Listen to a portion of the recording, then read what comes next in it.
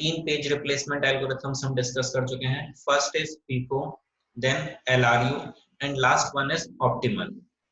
तो अब हमें पढ़ना है जो नेक्स्ट है कि इन तीनों एल्गोरिथम्स में बेस्ट कौन सा है। हर एक एल्गोरिथम के कुछ एडवांटेजेस और डिसएडवांटेजेस हैं, उनको स्टडी करेंगे। उसके बाद नेक्स्ट जो हम डिमांड पेजिंग पढ़ रहे थे, डिमांड पेजिंग में हमारा उसकी परफॉर्मेंस इवेल्युएट करेंगे। Next we will evaluate the performance of demand paging. So let's start. सबसे पहले in our discussion we have discussed three page replacement algorithms. तो यहाँ पर पेज रिप्लेसमेंट एल्गोरिथम्स पे ही कुछ एनालिसिस करेंगे।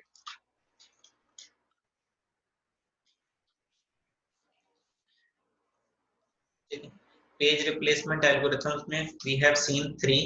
First is FIFO, page replacement algo.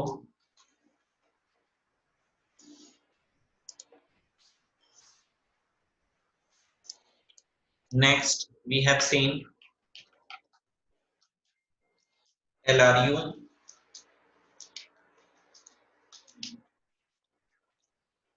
page replacement algorithm,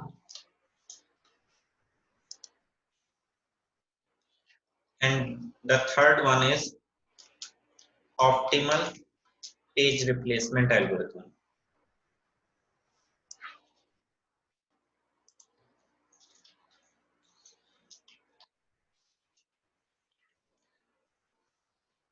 Starting with the first FIFO algorithm. FIFO algorithm basically इसमें जो ये आपका FIFO algorithm है, this is very easy to understand. जो पेज हमारा जिस ऑर्डर में रेफरेंस स्ट्रिंग में आया उसी ऑर्डर में हम उसको लोड करेंगे मेन मेमोरी में। ठीक है, तो this is very easy to understand. तो first point was easy to understand. Next FIFO algorithm. This algorithm can be implemented by simply using FIFO queue. So it is very easy implementation. Next point is easy to implement.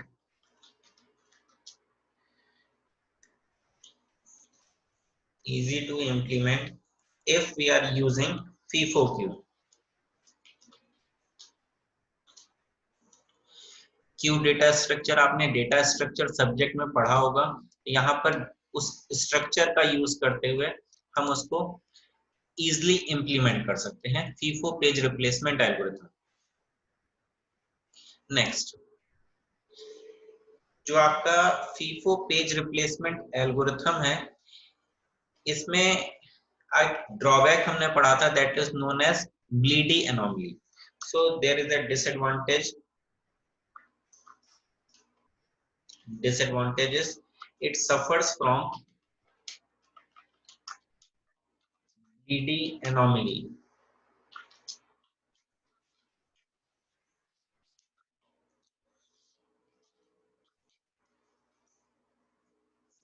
Next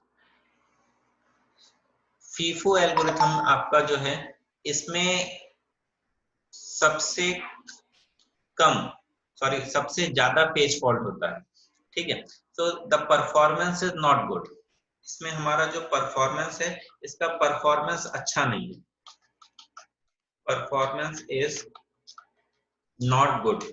specially कब ऐसा होता है, क्योंकि FIFO algorithm में हम जिस order में pages enter हुए हैं सिस्टम में, उसी ऑर्डर में हम यहाँ पर उसको सर्विस प्रोवाइड करते हैं, उस ऑर्डर में ही लोड करते हैं। तो बेसिकली ऐसा होता है इसमें FIFO में कि हम करेंटली एक्टिव पेज को भी रिप्लेस कर देते हैं। In this case there might be a situation कि हम एक्टिव पेज जो हमारा सिस्टम में अभी जरूरत है जिस पेज की, उसी पेज को रिप्लेस कर दिया क्योंकि वो पहले आया था FIFO एल्गोरिथम के हिसाब से।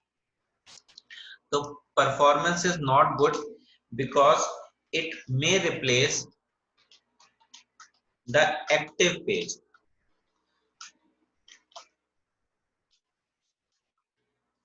We may replace the active page. ठीक है, नेक्स्ट एलआरयू में चलते हैं। एलआरयू में फर्स्ट पॉइंट ये आपका in comparison to FIFO algorithm, ये आपका बेस्ट है। फीफो के कंपैरिजन अगर करेंगे तो this is quite efficient. Next जो फीफो एल्गोरिथम में यहाँ पर हमारी ड्रॉबैक था ग्लीडी एनोमली, ये सिर्फ फीफो में होता है, एलआरयू में नहीं होता। तो ये इसका दूसरा एडवांटेज है कि LRU does not suffer from greedy anomaly, so does not suffer from greedy's anomaly. Next LRU को इम्प्लीमेंट करना थोड़ा सा डिफिकल्ट है इन कंपैरिजन टू फीफो। अगर हम फीफो एल्गोरिथम से कंपैरिजन करते हैं तो इसका इम्प्लीमेंटेशन थोड़ा सा difficult, so we can say it as quite difficult. The implementation of this is quite difficult. Next point, यहाँ पर एलआरयू पेज रिप्लेसमेंट में हमें कुछ हार्डवेयर असिस्टेंस की भी जरूरत पड़ती है। हार्डवेयर असिस्टेंस की जरूरत क्यों? क्योंकि जब हमें किसी पेज को ये चेक करना है कि वो लास्ट रिसेंटली कब यूज हुआ था, LRU stands for last recently used, तो हमने उसको लास्ट कब यूज किया था, इस चीज को मेंटेन करने के लिए हमें कुछ हार्डवेयर असिस्टेंस की भी जरूरत पड़ती है। So this is another drawback of this, requires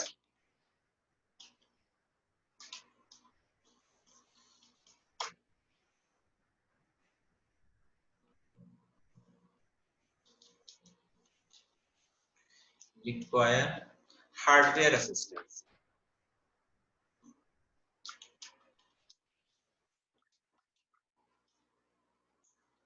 Next move करते हैं आपकी लास्ट एल्गोरिथम ऑप्टिमल पे। ऑप्टिमल में जो अभी तक हमने दो एल्गोरिथम्स पढ़ी फीफो और एलआरयू, फीफो और एलआरयू से बेटर परफॉर्मेंस है हमारी optimal.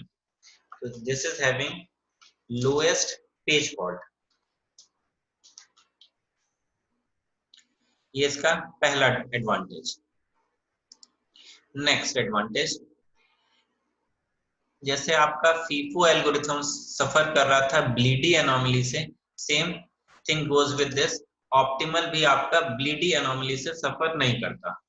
So again next advantage is does not suffer from Belady anomaly.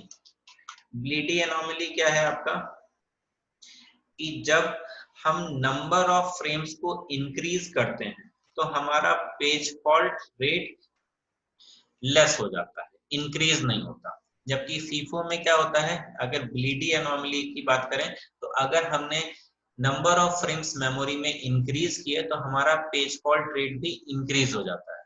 बाकी दोनों एल्गोरिथम्स में ऐसा नहीं होता।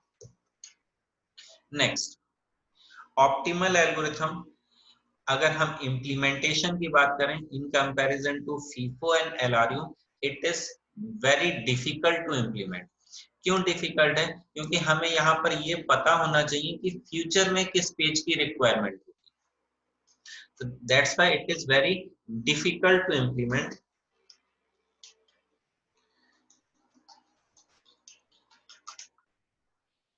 And the other reason is we need future information, needs future information.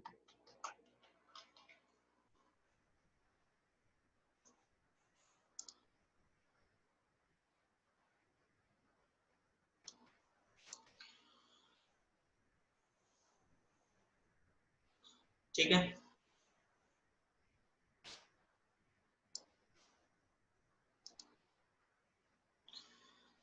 यहां तक समझ में आया?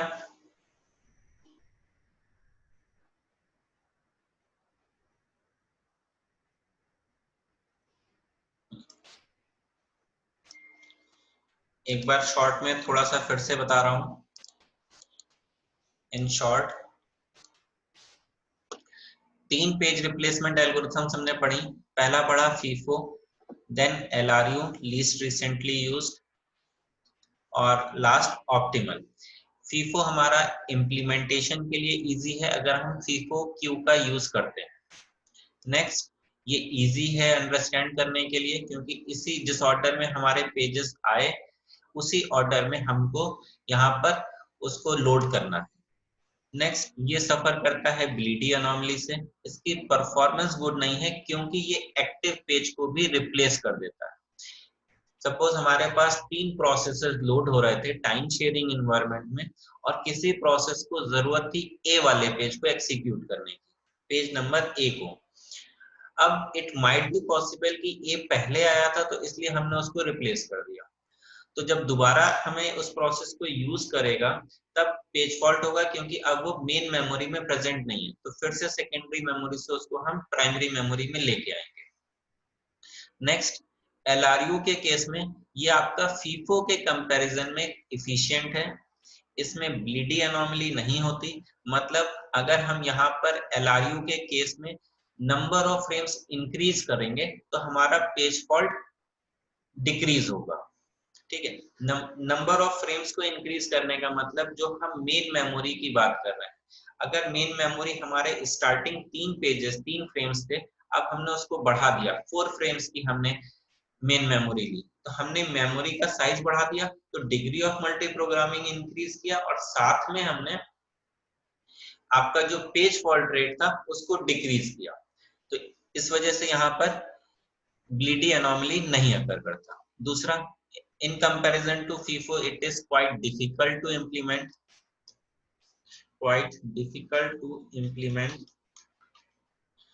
next it requires hardware assistance। Hardware assistance क्यों?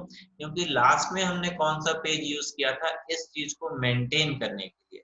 यहाँ पर हार्डवेयर से मतलब कुछ रजिस्टर्स चाहिए होंगे जो इस इंफॉर्मेशन को होल्ड करेंगे कि हमने लास्ट में अभी कौन कौन से पेजेस को यूज किया था। ठीक है, next, optimal page replacement algorithm में जो अभी तक हमने दो एल्गोरिथम्स पढ़ी आपकी फीफो और एलआरयू, इनके कंपैरिजन में इसमें सबसे मिनिमम पेज फॉल्ट होता है। Again, optimal algorithm does not suffer from Belady anomaly. ठीक है, ऑप्टिमल एल्गोरिथम में भी ब्लीडी एनोमली लाई नहीं करता। ये थोड़ा सा डिफिकल्ट है इन दोनों के कंपैरिजन में इंप्लीमेंट करना, क्योंकि इसमें हमें फ्यूचर इंफॉर्मेशन की जरूरत पड़ेगी कि हमें जो प्रोसेस हमारा एग्जीक्यूट हो रहा है वो आगे कौन कौन से पेजेस के लिए रिक्वेस्ट करेगा, वो सारी इंफॉर्मेशन हमारे पास पहले से होनी चाहिए, तभी हम ऑप्टिमल पेज रिप्लेसमेंट को इंप्लीमेंट कर पाए। तो इसका ड्रॉबैक ये था।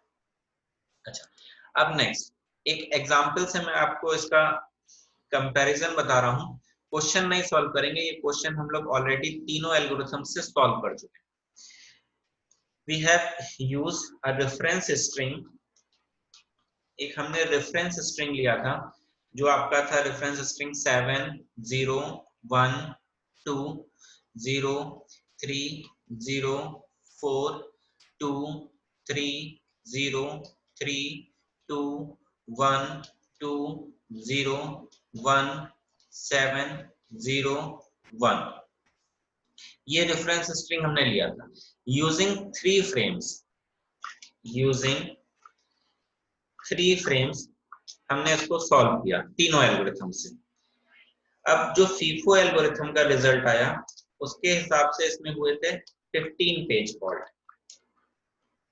ठीक है, नेक्स्ट एलआरयू से जब हमने इसको सॉल्व किया तो इसमें हमारे हुए थे 12 पेज फॉल्ट।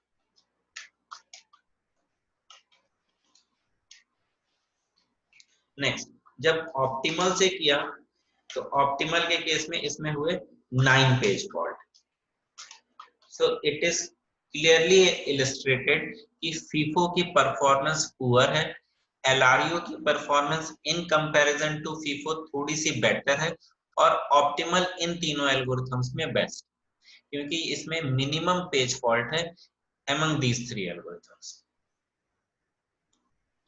ठीक है, अच्छा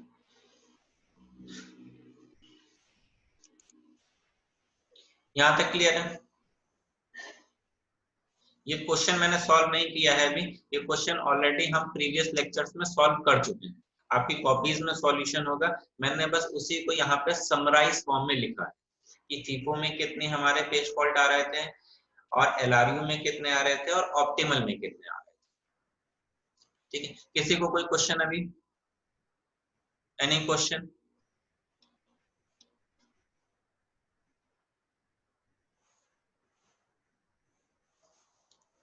कोई क्वेश्चन है तो चैट बॉक्स में क्वेश्चन टाइप कीजिए, टाइप क्वेश्चन इन चैट।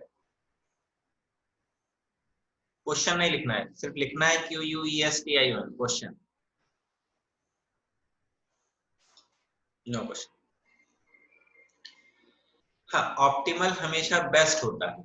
जो हमने 3 पेज रिप्लेसमेंट एल्गोरिथम्स यहाँ पे पढ़ी, फीफो, एलआरयू और ऑप्टिमल, इन 3 में ये बेस्ट। इसके अलावा भी और सारी पेज रिप्लेसमेंट एल्गोरिथम्स हैं, वो आपके सिलेबस में नहीं है। तो आपके सिलेबस में 3 ही पेज रिप्लेसमेंट एल्गोरिथम है, तो हमने यहाँ पर इन्हीं 3 के बीच में कंपैरिजन पढ़ा है। इसके अलावा और कुछ अच्छी पेज रिप्लेसमेंट एल्गोरिथम है जिसमें इससे भी कम आपका पेज फॉल्ट आता है। ठीक है, एक क्वेश्चन है नीलेश का।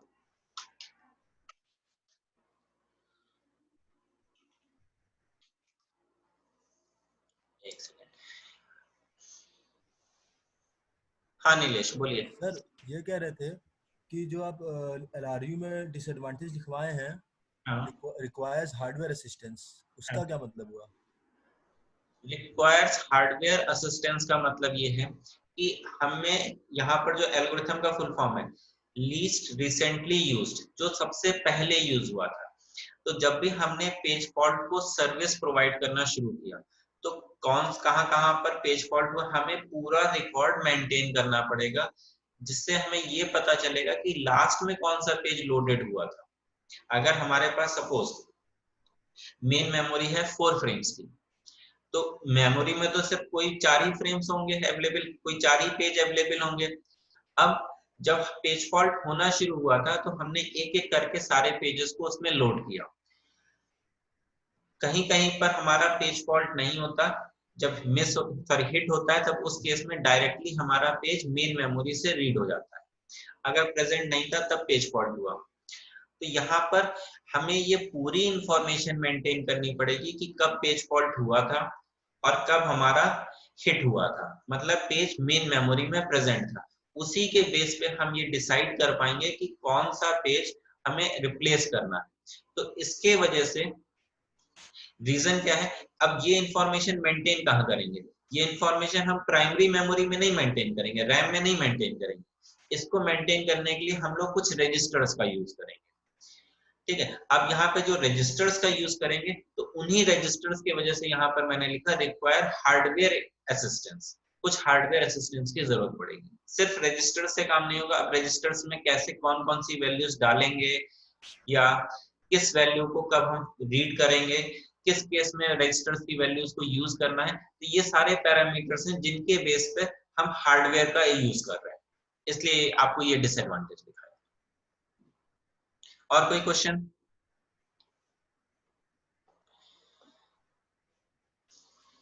चलिए ठीक, नेक्स्ट आगे स्टार्ट करते हैं discussion.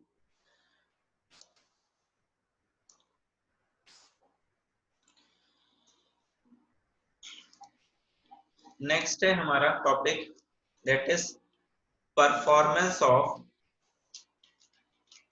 Demand paging. Demand paging की परफॉर्मेंस।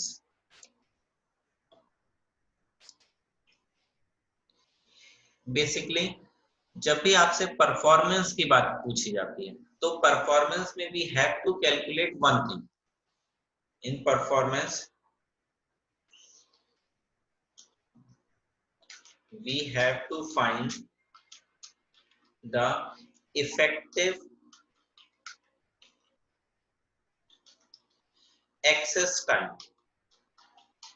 हमें परफॉर्मेंस में ये बताना होगा कि इसमें इफेक्टिव एक्सेस टाइम कितना लगा। अब इफेक्टिव एक्सेस टाइम से मतलब यह है कि जब किसी प्रोसेस ने किसी पेज के लिए रिक्वेस्ट किया तो वो मेन मेमोरी में प्रेजेंट था या एब्सेंट था, तो दोनों केस में हमने पूरा जो भी प्रोसेस किया हर एक इंटरमीडिएट स्टेप में, तो वो सारे स्टेप में जो भी टाइम लगा उस पूरे टाइम को हम कहते हैं इफेक्टिव एक्सेस टाइम। इसको कैलकुलेट करने के लिए we are having a formula. एक फॉर्मूला है इसके लिए, effective access time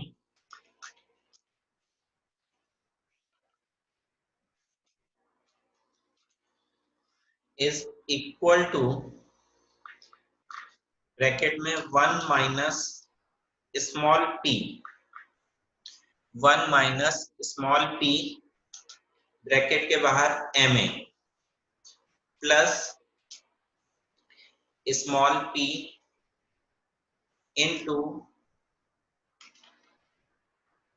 into page fault service time, page fault service time.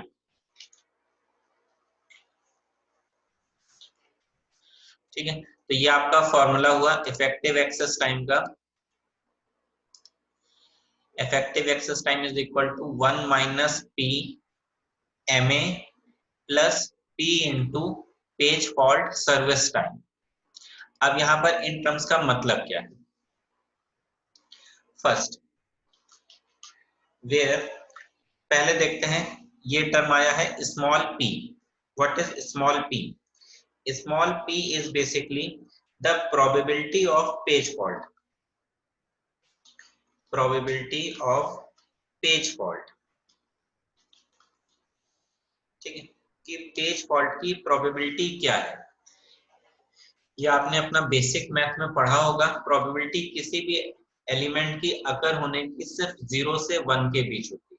तो it we can say it should be less than और equal to p, sorry greater than और equal to 0 and less than और equal to 1। तो यही होगा कुछ, p की value 0 और 1 के बीच में लाई करेगी, उसी को यहाँ पर मैंने मैथमेटिकल फॉर्म में रिप्रेजेंट किया है। p is less than equal to 0 या sorry greater than equal to 0 और लेस देन इक्वल टू 1। अब पेज फॉल्ट 0 कब होगा? ठीक है, 0 होगा when there is no page fault। No page fault का मतलब कि हमारे जितने भी हमें पेजेस की जरूरत थी एक्सिक्यूट कराने के लिए प्रोसेस को, वो सारे के सारे पेजेस मेन मेमोरी में पहले से ही प्रेजेंट, तब उस केस में प्रोबेबिलिटी हो गई पेज फॉल्ट होने की 0। नेक्स्ट 1 कब होगी? मैक्सिमम कब होगी? मैक्सिमम होगी जब when every reference string is a page fault। ठीक है, मैक्सिमम कब होगी? कि जब भी हमें कोई पेज को रेफरेंस स्ट्रिंग से सर्विस प्रोवाइड करनी है तो वो पेज एब्सेंट है, मतलब सारे के सारे पेजेस एब्सेंट। तो जब सारे के सारे पेजेस एब्सेंट है तो हम उसको लोड करेंगे सेकेंडरी मेमोरी से, तब उस केस में प्रोबेबिलिटी मैक्सिमम होगी तो 1। ठीक है, 0 के केस में नो पेज फॉल्ट और 1 के केस में जब सारे के सारे रेफरेंस स्ट्रिंग पेज फॉल्ट पे आए। जैसे आपने क्वेश्चन सॉल्व किया, ये इसमें रेफरेंस स्ट्रिंग थी पूरी 20, तो 20 की अगर 20 हमारे पेज फॉल्ट होते तब मतलब प्रोबेबिलिटी होती 1। अगर 0 कब होता है? कि ये 20 के 20 रेफरेंस स्ट्रिंग हम सर्विस करते और कोई भी पेज फॉल्ट नहीं होता, मेमोरी में हमारे ये पहले से लोडेड होते। तो जब आपको परफॉर्मेंस निकालनी होगी तो ये आपको कुछ सिचुएशन दी होगी बीच की, क्योंकि डिमांड पेजिंग में हम पेज को पहले से लोड नहीं करते, तो आपको कुछ सिचुएशन बीच की दी होगी, मिडिल सिचुएशन। अब अगर स्टार्टिंग से लेके चलेंगे तो स्टार्टिंग में जब हम इन पेजेस को लोड करने की बात कर रहे हैं कि पेज फॉल्ट 0 होगा, तो 0 कब होगा? कि एक बार तो लोड किया होगा ना हमने, तो उस केस में यहाँ पर हम ये कह रहे हैं कि पेज फॉल्ट हमारा 0 होगा। तो जो आपको कैलकुलेशन के लिए जब आपसे न्यूमेरिकल्स पूछे जाएंगे इस पे, तो आपको कुछ मिडिल सिचुएशन दी होगी जिसके बेस पे आपको ये कैलकुलेट करना होगा इफेक्टिव एक्सेस टाइम। ठीक है, नेक्स्ट, तो ये पहला टर्म हो गया हमारा P। दूसरे टर्म को डिस्कस करते हैं।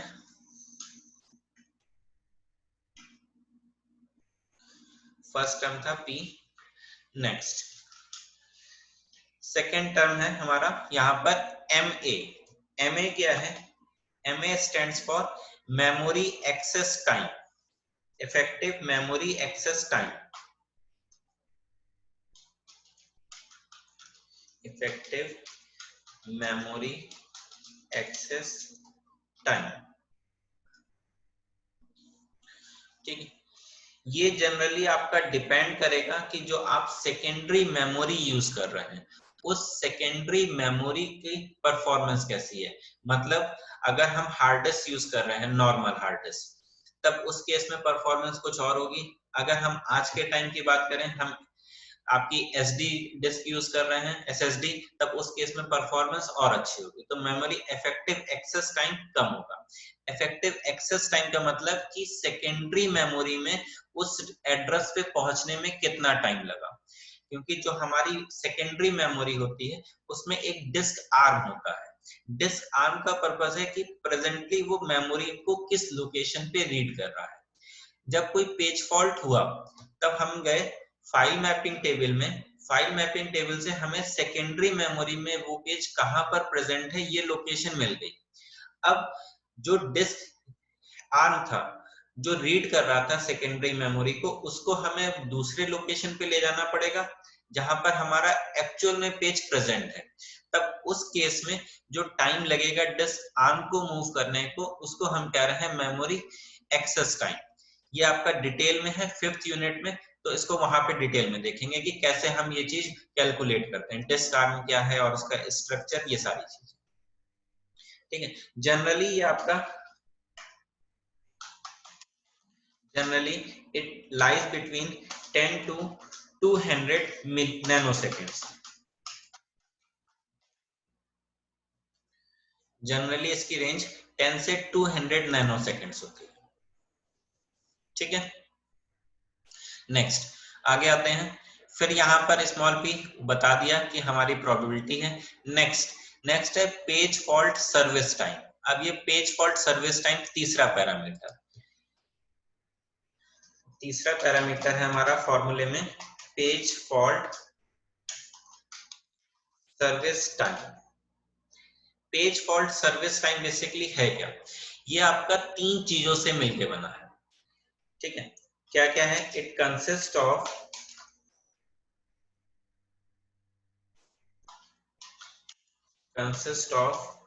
The following. 3 चीजों से मिलके बना है। क्या क्या है? पहली चीज है आपका, first point is service the page fault interrupt.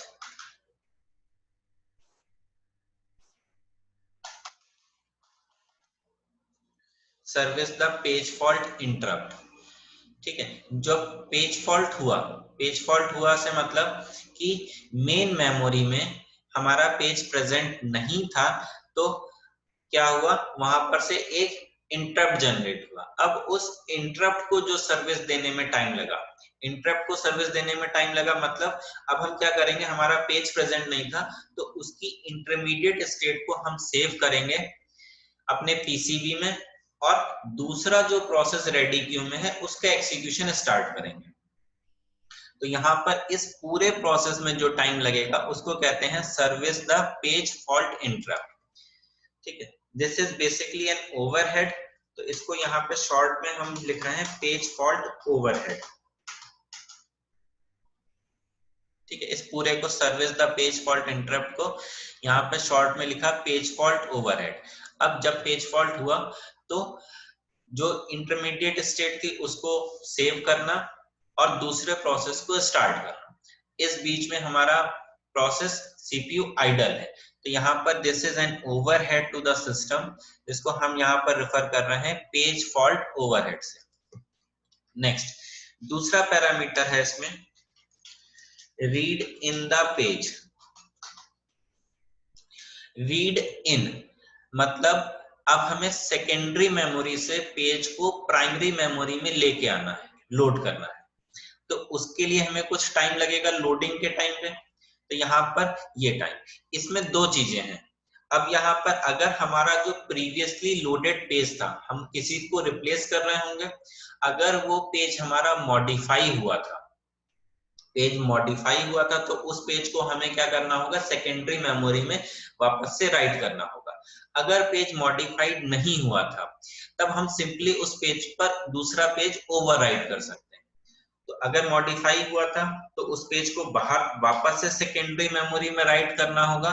तो उसका टाइम स्वैप आउट टाइम, जो भी उस पेज को प्राइमरी मेमोरी से राइट करने का टाइम जो सेकेंडरी मेमोरी में लगेगा वो टाइम, प्लस स्वैप इन जो नया पेज लोड करना है उसको सेकेंडरी मेमोरी से प्राइमरी मेमोरी में लाने का टाइम। हर बार जरूरी नहीं है कि आपका स्वैप आउट टाइम हो। अगर पेज मॉडिफाई हुआ होगा तभी हमारा स्वैप आउट होगा, अदरवाइज हम सिंपली स्वैप इन करते हैं। ठीक है, ये था आपका दूसरा पैरामीटर। नेक्स्ट थर्ड पैरामीटर या third time, we have to restart the process. जिस प्रोसेस को हमने होल्ड कर दिया था, अब उस प्रोसेस को दोबारा से स्टार्ट करना है। दोबारा से स्टार्ट करना है मतलब अगेन फिर से एक बार कंटेक्स्ट स्विचिंग होगी। अब कंटेक्स्ट स्विचिंग क्यों होगी, क्योंकि जो प्रोसेस बीच में एग्जीक्यूट हो रहा था उसकी अब हम फिर से पीसीबी से वैल्यूज को रीड करेंगे, जो भी हमारे हार्डवेयर रजिस्टर्स कंपोनेंट्स में लोड करेंगे, उसके बाद उसका एग्जीक्यूशन स्टार्ट होगा। तो यहाँ पर restarting the process is again an overhead. इसको यहाँ पर लिख रहे हैं रीस्टार्ट ओवरहेड, रीस्टार्ट ओवरहेड। ठीक है, तो ये आपका basically page fault service time में ये तीन चीजें आई, service the page fault interrupt, read in the page और रीस्टार्ट द प्रोसेस। तो in short we can say this that page fault service time is equal to, अब किस किस के इक्वल होगा, page fault overhead, overhead plus जो swap out और स्वैप इन टाइम था वो swap out plus swap in plus restart overhead.